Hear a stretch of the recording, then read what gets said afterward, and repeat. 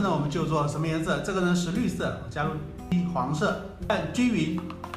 调好了一个苹果绿，在里面加入小苏打，食用小苏打加进去，不要太多，少量多次是最好的。搅拌一会儿，搅拌的时间长一点，搅拌个1-2分钟哦。用手来试一下，如果不粘手呢，差不多就成功了。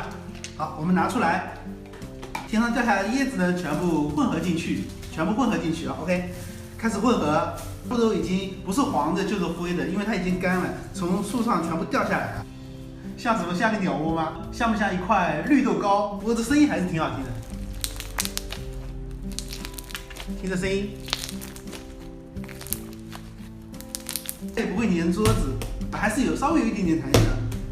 闻一下呢，有一股大自然的绿叶的味道，还是挺不错的。尤其是这个声音啊，手工呢就做到这里了。下次咱们做什么呢？你们可以在下面留言哦。拜拜。